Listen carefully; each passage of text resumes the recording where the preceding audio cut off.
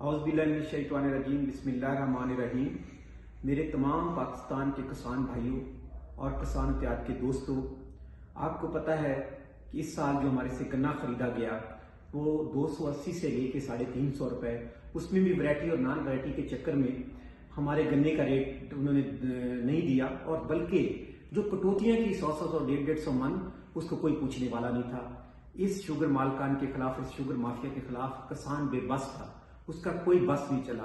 انتظامیہ سٹرونگ تھی، انتظامیہ ان کی غلام تھی، کیونکہ وہ بڑے لوگ ہیں، وہ حکومتوں میں بیٹھے ہوئے ہیں، وہ کب میرے کسانوں کی بات کو سنتے تھے؟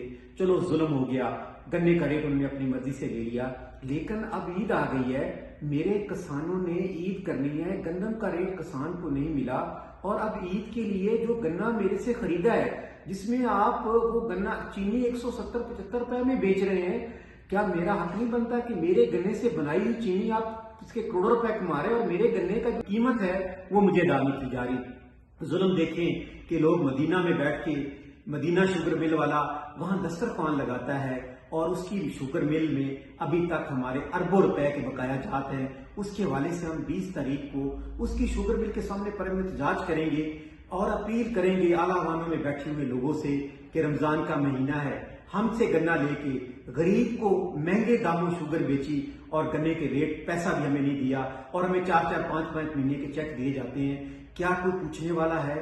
کیا اس ظلم کے خلاف کوئی آواز اٹھائے گا؟ ہمارے کسانوں کب اٹھو گے؟ جاگ جاؤ، گندم پچھلے سال آپ کی مرضی سے نہیں خریدی، بجلی کے بل آپ پر اتنے لگا دیے، شوگر کا گنے کا ریٹ آپ کو نہیں دیا، پیسے جو ہے نا آپ کو بقایا جات آپ کے نہیں دیے، اور آپ گھر میں بیٹھے ہیں۔ مل کے اتحاد کرو، اکٹھے ہو جائیں اور مل کے آگے چلیں اور اس ظلم کے خلاف آواز اٹھائیں۔ میری تمام کسان اتحاد اور کسانوں سے اپیل ہے کہ خدا کے واسطے اپنے حق کے لیے نکلیں اور ان ظالموں کے خلاف ڈٹ جائیں۔ کب تک ہم جوتے کھاتے رہیں گے؟ کب تک ان کی ظلم برداشت کرتے رہیں گے؟ میں اپیل کرتا ہوں کہ 20 تاریخ کو چنوٹ اور مدینہ شوگر مل کے سامنے پر احتجاج ہوگا، اور تمام کسانوں سے اپیل ہے کہ وہاں پہنچے۔ بہت شکریہ۔